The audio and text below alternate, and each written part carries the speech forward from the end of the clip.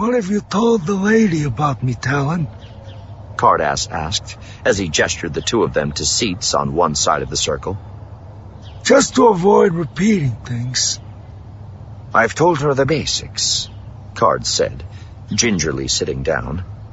Despite all of the geniality and surface friendliness, he couldn't shake the feeling that there was something more going on beneath the surface. How you started the organization, then abruptly left 20 years ago. And did you tell her about my kidnapping by the fasci Dark Jedi? Kar'das asked, his tone suddenly odd. That's where it all really began. Karrde threw a glance at Shada.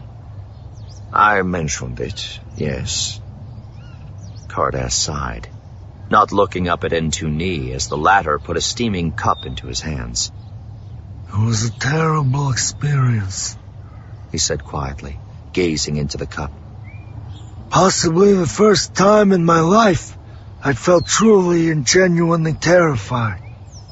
He was half mad with rage, maybe more than half mad, with all of Darth Vader's power and none of his self-control. One of my crewmen, he physically ripped to shreds, literally tearing his body apart. The other three, he took over mentally, twisting and searing their minds and turning them into little more than living extensions of himself. Me. He took a careful sip of his drink. Me? He left mostly alone, he continued. I'm still not sure why. Unless he thought he might need my knowledge of ports and space lanes to make his escape. Or perhaps he simply wanted an intact mind left aboard, who could recognize his power and greatness and be properly frightened by it.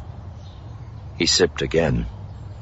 We headed across the space lanes, dodging or avoiding the forces gathering against him. I thought up scheme after scheme to defeat him as we traveled, none of which ever made it past the planning stage, for the simple reason that he knew about each of them almost before I did.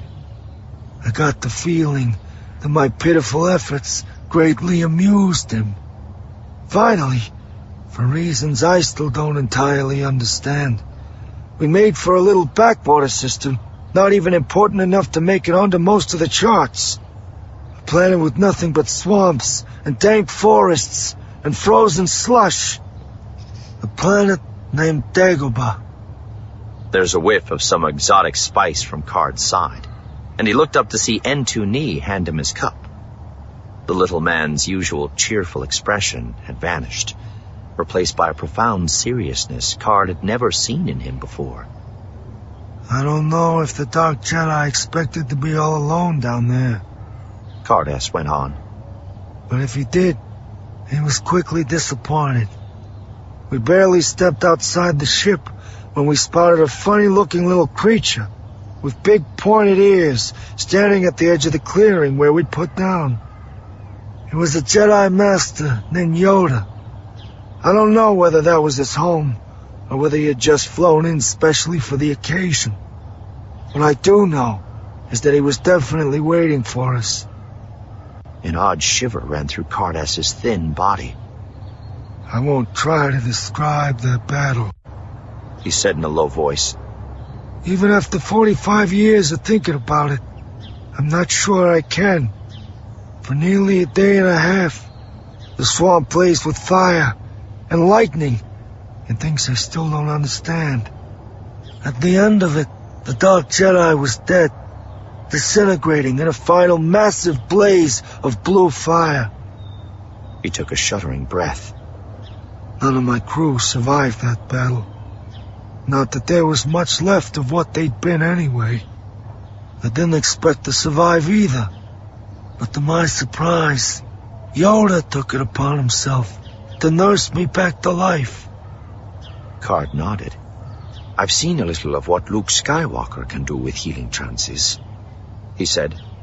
Better than Bacta in some cases. Karrdas snorted. In my case, Bacta would have been completely useless, he stated flatly. As it was, it took Yoda quite a while to return me to health. I still don't know how long. Afterward, I was able to jerry-rig the ship well enough to get it space-worthy and limp home.